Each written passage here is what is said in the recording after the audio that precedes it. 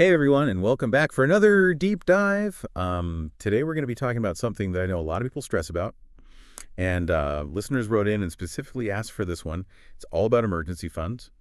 We actually found a great podcast all about stress-free savings, so we'll be pulling some good points from that. So Yeah. let's jump right in, and hopefully by the end of this, you'll be well on your way to building a solid emergency fund. Yeah, I think this is a good one to cover. Everyone runs into situations where they need money quickly and unexpectedly. Oh, yeah. Tell me about it. I remember one time my fridge completely died. Like right before I was about to host this huge dinner party, I had to replace it, which totally wiped out my savings. It took me weeks to get back on track. So I guess that kind of leads into my first question. Why is it so important to have an emergency fund? Well, think of it this way. An emergency fund is like an extra layer of protection between you and all those unpredictable life events, Yeah. like losing your job, unexpected medical bills, your car breaking down. It's basically a safety net that keeps you from going into debt when those unexpected things pop up. Yeah. That makes a lot of sense. But how much should we actually be saving? Is there like a magic number we should aim for? Well, a good rule of thumb is to have about 3 to 6 months of living expenses saved up. 3 months is usually about how long it takes to find a new job if you lose yours, and that should be enough to cover all your bills in the meantime. But it's really important to remember that it's not a one-size-fits-all kind of thing. The amount you need really depends on your personal situation. So like someone with a really stable job maybe doesn't need as much as someone who's a freelancer like me. Yeah, exactly. It's all about figuring out your own risk tolerance. Yeah. If you have a steady income and low expenses, you might be fine with a smaller fund. But if your income fluctuates, like if you're self-employed, then you'll probably want to have a larger cushion to fall back on. Okay, that makes sense. But I gotta admit, the thought of saving 3 to 6 months worth of expenses sounds kind of overwhelming. Like, where do you even start? Honestly, just start small. Don't let that big number scare you. Even a little bit of money is better than nothing. Remember, every little bit adds up. If you can even just save $5 a day, that's almost $2,000 a year. Really? Just skipping my daily latte could make that much of a difference. You got it. And that actually brings us to the first step in building your emergency fund, setting small, achievable goals. You don't need to try to save thousands of dollars overnight. Just focus on building that initial cushion. Maybe start with $500 or $1,000. Okay, so I've cut back on the lattes. What's the next step? The next thing you want to do is keep your emergency fund separate from your regular spending money. It needs to be easy to get to when you need it, but not so easy that you're tempted to spend it on things you don't actually need. So are we talking about just opening up a regular savings account? Well, there's this concept called mental accounting. Basically, it means that we categorize money in our minds for different purposes. So if you have a separate account specifically for your emergency fund, it makes it much easier to actually treat it like an emergency fund.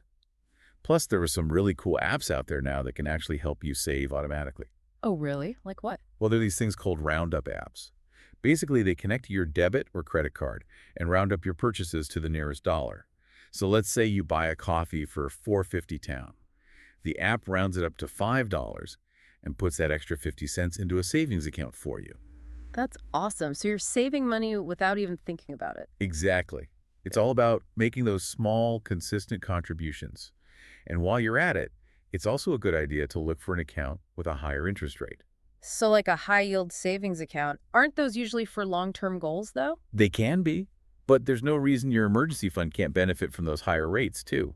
Every little bit helps, especially as your savings grow. All right. So we've got small, achievable goals set up, and we've opened a separate high-yield savings account. What's next? Well, the next step is to take a look at your budget and see if there's anywhere you can free up some extra cash. I know that might sound a little scary, but it's not about depriving yourself. It's about spending intentionally. You're talking about that dreaded B word, budgeting. Well, yeah, kinda. But think of it more like a treasure hunt. You're searching for ways to save. Go through your bank statements and see where all your money's going. You might be surprised by how much you're spending on stuff you don't even really need. So I'm guessing you're going to tell me to cancel all my streaming subscriptions. Not necessarily. But it is a good idea to think about which ones you actually use regularly. And it's not just about streaming. Is that gym membership worth it if you only go once a month? Yeah. Okay, I see your point. I definitely have a few subscriptions I could probably live without. But what about people who are already pretty good at budgeting? Where else can they find extra money to save? I like to call the next two strategies windfall wisdom and side hustle magic. Okay, those sound promising. Tell me more. Okay, so windfall wisdom is all about using those unexpected chunks of money you get wisely, like tax refunds, work bonuses, maybe even birthday money from your grandma. Instead of just spending it on everyday stuff, put that money straight into your emergency fund. Good point. I'm definitely guilty of letting those windfalls disappear too quickly. What about this side hustle magic? That's for anyone who's really serious about saving. Think about your skills and what you enjoy doing. Could you do some freelance work, tutor students online, walk dogs, or even sell crafts? Even just a few hours a week could make a big difference. I like the idea of turning a hobby into a way to boost my emergency fund. Okay, so we've covered starting smalls, setting up a dedicated account, budgeting, using windfalls wisely, and even exploring side hustles. Is there anything else we should be thinking about? Yeah, the last thing, and this might be the most important part, is to be consistent. Even small amounts add up over time. If you can save just $10 a week, that's over $500 by the end of the year. Wow, that's actually amazing. So it's not about making huge changes all at once. It's about making small, sustainable changes that you can stick with. Exactly. And that's what we'll be talking about in the next part of our deep dive. We'll be exploring some strategies to stay motivated, how to maintain your emergency fund, and we'll even touch on how to align it with your long-term financial goals. Sounds great. Be sure to tune in for part 2 of our deep dive to hear all about that.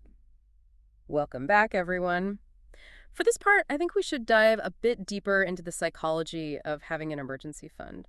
You know, just thinking about all those strategies we talked about in the first part, like the Roundup apps and high-yield savings accounts, it's already making me feel a little bit less stressed about money. Yeah, it's funny how just knowing you're taking steps in the right direction can make such a big difference. Totally.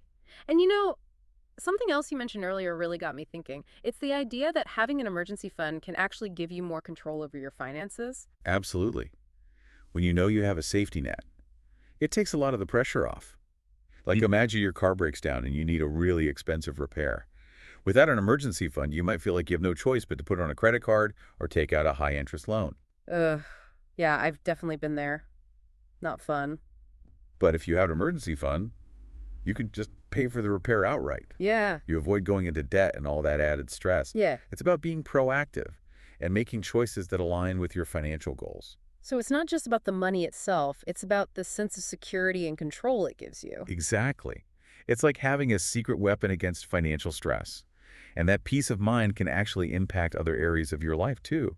You might feel more confident at work, more present with your family, even more optimistic about the future. Wow, I never thought of it that way. Yeah. But it makes total sense. It's like building resilience, not just financially, but emotionally too. Right. It frees up so much mental and emotional energy that you can then use for other things that are important to you. Okay, so we've talked about building that initial emergency fund and all the benefits it comes with. But life happens. Things change. How do we make sure our emergency fund keeps up? That's where maintaining and growing your fund becomes super important. Remember that 3 to 6 months of expenses guideline we talked about? Well, that's not a fixed number.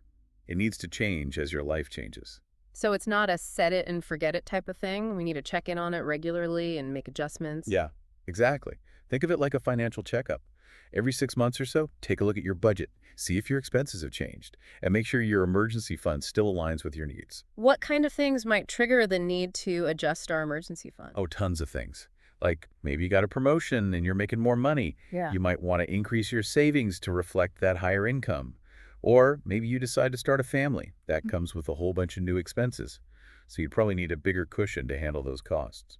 So even positive changes in our life can mean we need to reassess our emergency fund. Absolutely. And of course, negative things happen too, like job loss or medical expenses, even a divorce. Those things can have a big impact on your finances. It sounds like staying flexible and being willing to adapt is really important. Yeah, life is unpredictable. So your emergency fund needs to be able to adapt too. Okay. So we're constantly checking in on our emergency fund and adjusting as needed. But what about when we actually have to use it? That's when discipline and commitment really come into play. It's easy to think, okay, crisis averted, back to spending like normal. But the goal is to rebuild that emergency fund as quickly as possible. So it's kind of like a revolving door. Money goes out for an emergency, and then we work to put it right back in. Yeah, exactly. And that's why having those good savings habits in place is so crucial. Those automatic transfers, mindful spending, side hustle income, all of that becomes even more important when you're trying to replenish your fund. It's all about bouncing back even stronger. Exactly. Every time you use and then rebuild your emergency fund, you're basically reinforcing those healthy financial habits. Yeah. and building even greater resilience. This has been such an interesting conversation. I feel like we've gone from emergency funds to like mindset shifts, resilience, and even the connection between financial well-being and our overall well-being. It's all connected. Hmm. Your financial health isn't just about how much money you have. It's about creating a life of security, freedom, and choice. Okay, so I'm feeling way more empowered. But before we get too far ahead of ourselves, I think it's time to bring it back to the practical stuff. What are some things listeners can start doing today to build and maintain their own emergency funds? Well, the first thing is to just acknowledge that having an emergency fund is important. Then start small. Set achievable goals, even if it's just saving a few dollars a week. And remember all those tools we talked about earlier, high-yield savings accounts, roundup apps, automating your savings. Right. And don't forget about side hustles and finding creative ways to earn extra income. Absolutely. And it's super important to be mindful of your spending habits. See where you can cut back without sacrificing your quality of life. So it's about finding that sweet spot between saving for the future and enjoying the present. Exactly. And, there's one more really important thing we haven't touched on yet. Aligning your emergency fund with your long-term financial goals. Ooh, that sounds interesting. But I think we'll have to save that juicy topic for the final part of our deep dive. You're right. There's still so much more to uncover. Stay tuned, everyone. We'll be right back to wrap things up. And we're back for the final part of our emergency fund deep dive. I'm really curious to hear more about how our emergency funds play into our long-term financial goals. Yeah, it's a good point. Mm. We tend to think of them as separate things, Mm. but they really are connected. So how do they fit together? Like if I'm saving for retirement or a down payment on a house, how does that all work with my emergency fund? It's all about balance and understanding how your needs change over time, kind of like different stages in your financial life. Okay, I like that. Walk me through those stages. Okay, so let's say you're just starting out. Maybe you're right out of college or in your first real job. At this point, your top priority should be building that initial emergency fund. Even if it's not a huge amount, you're probably not making a ton of money yet. So just focus on making those small, consistent contributions. Use those roundup apps and high-yield savings accounts we talked about. So it's like building the base of our financial fortress. Exactly. As you move up in your career and start earning more, you can ramp up your savings for both your emergency fund and other goals, like retirement or buying a house. So we're adding another level to the fortress. But at some point, does it make sense to have all that money just sitting in a savings account? That's a great question. And this is where it gets really interesting. Once you have a solid emergency fund, maybe 3 to 6 months worth of expenses, and you're contributing regularly to your long-term goals, you might want to think about investing some of that money. Wait, are you saying I should take money out of my emergency fund to invest? That sounds kind of risky. Not take money out, but more like allocate some of your savings strategically. Remember, your emergency fund is for those short-term unexpected things.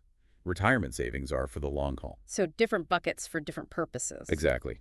The great thing about investing is that over time, your money has the potential to grow much faster than it would in a regular savings account. It's because of this thing called compounding. Basically, you earn interest on your interest. I see. But investing always seemed kind of intimidating. Where do you even start? There are so many resources available these days. You could look into low-cost index funds or target date retirement funds. There are also these things called robo-advisors that can help you build a diversified portfolio based on your risk tolerance and goals. So you don't need to be a financial expert to start investing. Nope. The important thing is to educate yourself. Start small and be consistent. Wow, this is amazing. I never realized how much strategy goes into managing your money. It's not just about saving, it's about making your money work for you. Exactly. Yeah. And as you learn more and get more comfortable, you can adjust your strategy. Maybe you increase how much you're investing as your income grows, or you change your investments as you get closer to retirement. It's about staying informed and making choices that are right for you. This has been such an eye-opening conversation. I honestly feel like I've gone from feeling totally overwhelmed to feeling like I can actually take control of my finances. That's awesome. Remember, financial well-being is a journey.